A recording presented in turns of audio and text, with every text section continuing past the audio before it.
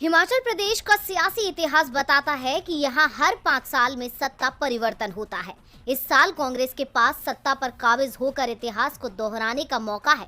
इसीलिए पार्टी लगातार पहाड़ी राज्य पर पंजा मारने के लिए जद्दोजहद कर रही है, लेकिन सत्ता के शिखर तक पहुंचने के लिए उसे मजबूत टीम की जरूरत है, जिसके लिए वो नेताओं की फौज खड़ी कर रही है। इस साल होने वाले विधानसभा चुनाव को लेकर राष्ट्रीय कांग्रेस पार्टी ने एक और जंबो कार्यकारिणी खड़ी कर दी है। हिमाचल कांग्रेस पार्टी में ज्यादातर सुखविंदर सिंह सुक्खू गुट के नेताओं को तरजीह दी गई। हालांकि पार्टी प्रदेशाध्यक्ष प्रतिभा सिंह के करीबी कुछ नेताओं को भी कार्यकारिणी में जगह दी गई।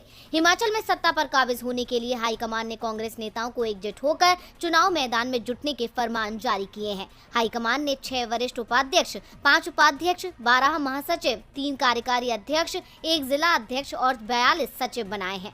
जम्मू कार्यकारिणी में वरिष्ठ उपाध्यक्ष सतपाल रायजादा, सोहनलाल ठाकुर, अरुण शर्मा, सुनील शर्मा बिट्टू समेत कई नेता शामिल हैं। कांग्रेस जम्मू कार्यकारिणी का गठन कर जमीनी स्तर पर खुद को मजबूत बनाने की कोशिश कर रही है, क्योंकि पार्टी इस बात से अच्छे से वाकिफ है कि जब तक कार्यकर्ता मजबूत नहीं होगा तब तक चुनाव नहीं लड़ा जा सकता है। यही वजह है कि कांग्रेस अब अपनी कमजोरी को ताकत में तब्दील कर रही है। हाथ की ये बढ़ती ताकत बीजेपी को चुनाव के वक्त चिंता में भी डाल सकती है। खैर, ये तो आने वाला वक्त ही बताएगा कि कांग्रेस की कोशिश कितनी कारगर साबित होगी।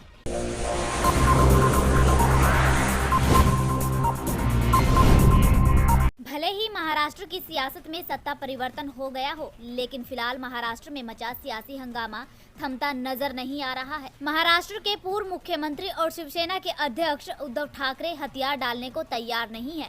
सत्ता से बाहर हो चुकी शिवसेना ने भारतीय जनता पार्टी पर तंज कसा है। शिवसेना ने अपने मुखपत्र सामना में लिखा है कि करार के अनुरूप दिए गए वचन का पालन करने का बड़ा मन बीजेपी ने 2.5 साल पहले ही दिखा दिया होता तो बचाव के नाम पर बड़े मन की ढाल सामने लाने की नौबत इस पार्टी पर नहीं आई होती। इतना ही नहीं, शिवसेना ने भारतीय जनता पार्टी के स्वर्गीय नेता अटल बिहारी वाजपेयी की एक कविता भी शेयर की है, जिसमें उन्होंने लिखा था कि छोटे मन से कोई बड़ा नहीं होता, टूटे मन से कोई खड़ा नहीं होता। इस कविता के जरिए शिवसेना ने सामना में कहा कि वाजपेयी युग की उनकी विचारधारा देश की राजनीति से कब की अस्त हो गई है। काले को सफेद और सफेद को काला बनाने वाला नया युग अब यहाँ उतरा हुआ है। इसीलिए छोटे और बड़े मन की बात नए सिरे से कही जा रही है। लोकतंत्र का अपमान करके महाराष्ट्र में कराए गए इस राजनीतिक ड्रामे के और कितने भाग सामने आएंगे, इसे अब देखना होगा। इतना ही नहीं, शिवसेना ने महाराष्ट्र के डिप्टी सीएम देवेंद्र फडणवीस पर निशाना साधते हुए लिखा कि जो होना था